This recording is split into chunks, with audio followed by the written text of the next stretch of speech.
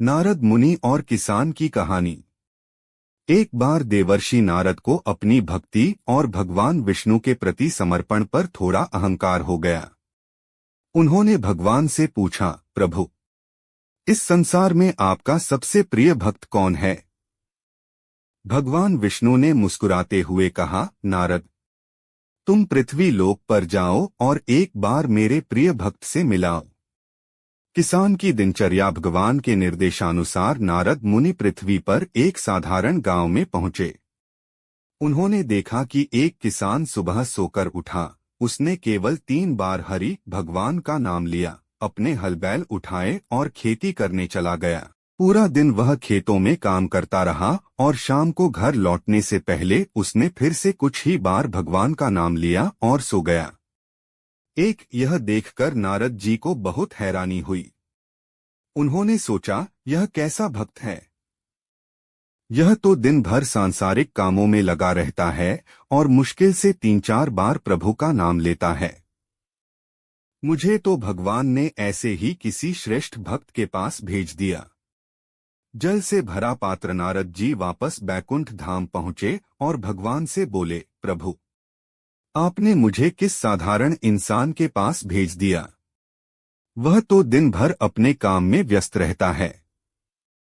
उससे बड़ा भक्त तो मैं हूँ, जो 24 घंटे आपका नाम जपता हूँ। तब भगवान ने नारद जी की परीक्षा लेने के लिए एक काम सौंपा। उन्होंने जल से लबालब भरा हुआ एक पात्र, कटोरा, नारद जी को दिया और कहा, नारद, तुम इस पात्र को लेकर पूरे ब्रह्मांड की एक परिक्रमा लगाकर आओ। ध्यान रहे, इसकी एक बूंद भी जल नीचे नहीं गिरना चाहिए।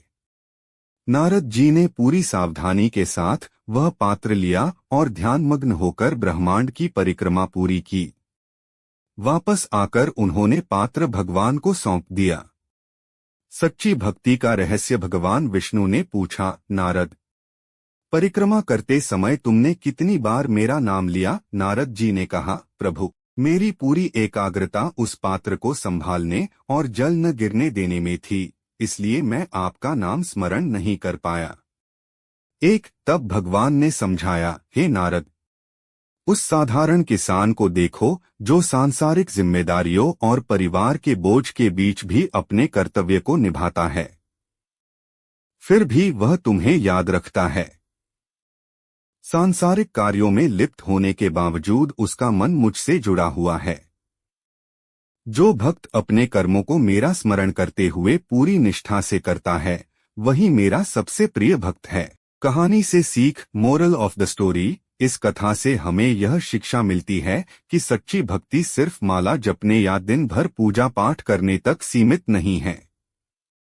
असली भक्ति यह है कि हम अपने जीवन की सभी जिम्मेदारियों को पूरी ईमानदारी से निभाएं और हर परिस्थिति में भगवान के प्रति मन में प्रेम और कृतज्ञता का भाव रखें।